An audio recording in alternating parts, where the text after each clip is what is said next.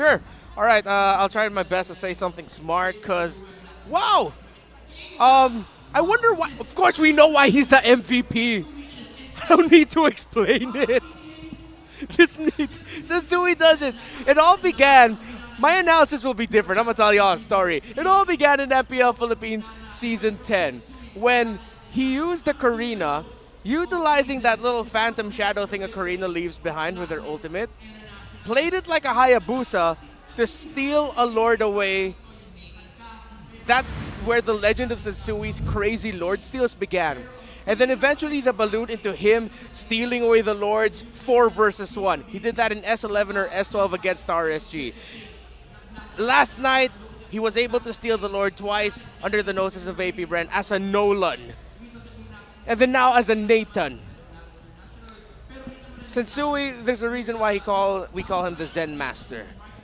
It just seems he seems like unaffected, unfazed by the most stress-inducing situations. When the game and the world tells him, no, you can't, Sensui says, I already did. And on the back of that Lord Steal, they were able to win this game. Again, going back into it, Entropy, used it, teleport in, steal it away.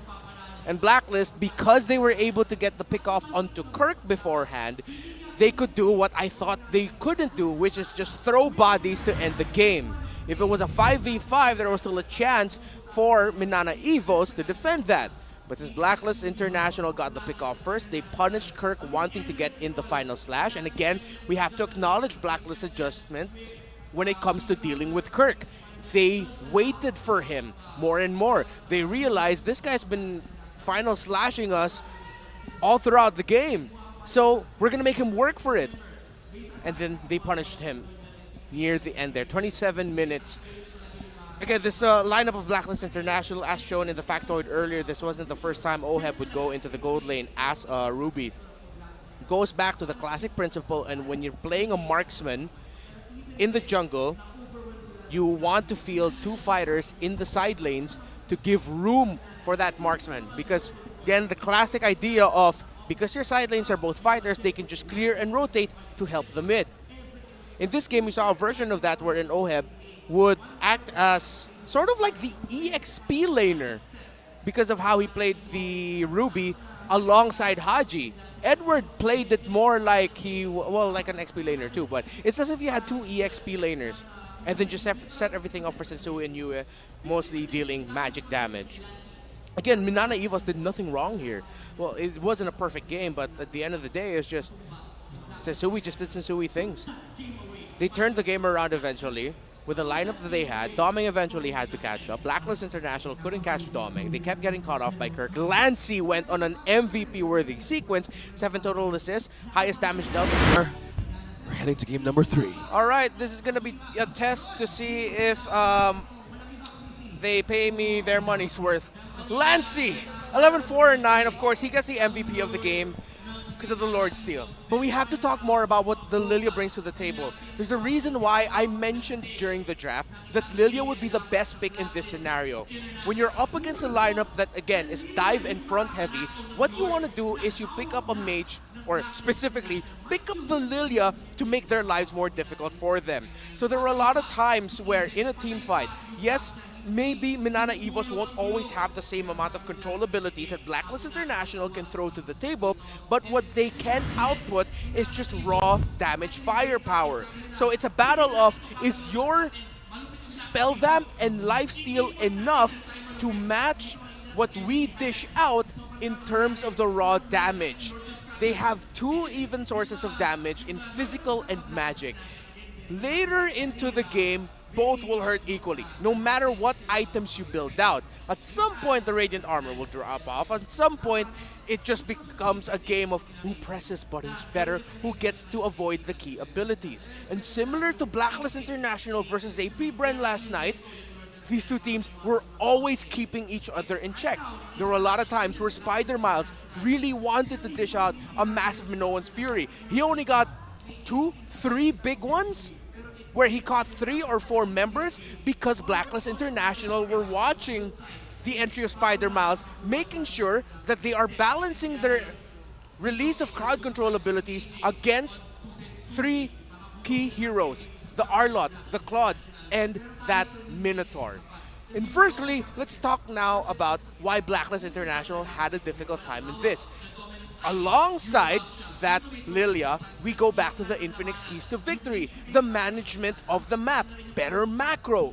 Domeng on that Claude has been known in the previous times that he's played in the MPL to be one of the best macro and map managers in the dang league. Especially if you put a Claude in his hands. He knows how to manage the map and find resources when other people can't. That's why we call him Paldomeng. To loosely translate it, the dude finds riches.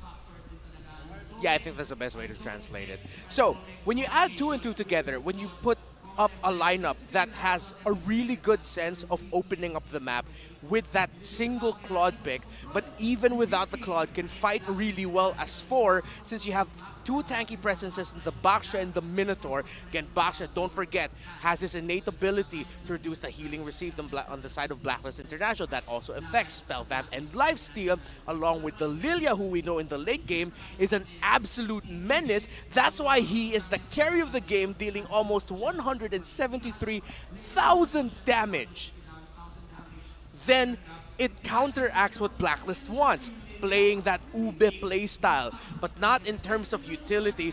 The playstyle of Ube wherein you want to stick together because, again, they are playing around Sensui's Nathan. It's a classic idea of play from the center, play with your core, versus play against one.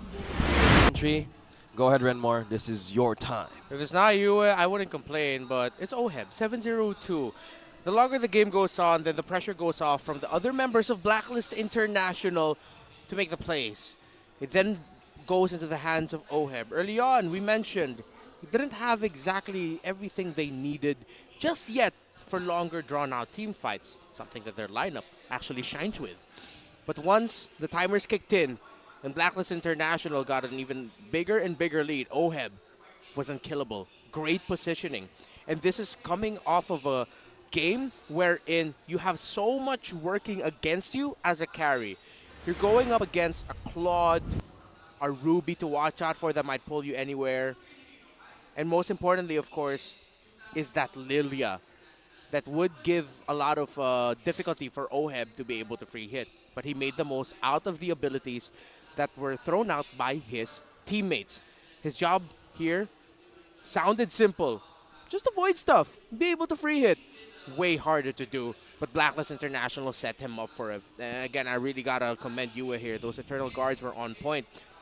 3-man right there with that combo, taking down 3 members of Minana Evos down to 50%, which means you set things up for you, OHEB rather, and the other members of Blacklist International to clean up house. And again, we go back to the idea as to why I thought in terms of raw power, the Blacklist International lineup is better. This is the effect that Barrett's brings when you're going up against it. Even though you have so many tools to deal with it, at the end of the day, it's still a Barrett's. When you're going up against the Barrett's and you're behind, it's a Barrett's with a lead. And that's what Blacklist International played around, and why Minana Evos looked hesitant so many times, because they didn't want to play the 50-50. And this is where we go back to one play that happened. I believe it was the first or second turtle of the game, wherein Kaizen decided, instead of going for the turtle, they decided to go for the kill onto Yue, knowing the importance that the Vexana brought to the table. And since they didn't want to play the 50-50, let's leave it up to the air who will win this retro battle, Baksha versus Barras, they said we'll go for the 100%, which was the kill. And that may be the difference in mindset now for Minana Evos. They were always looking for the 100%. They were a little bit, maybe, just a little bit too cautious going up against a team that had a Barrett's with them. And because of that, here comes the overthinking. Because of that, here comes you missing your mark into finding the gold laner, into being able to find the mid laner. Most importantly, avoid the key abilities that Blacklist brings to the table. Still a fantastic series and a very commendable effort by Minana Evos for what was shown here. Gentlemen, this has been such an honor to call this game and think about this game. Analyze this game with you guys. And I can't wait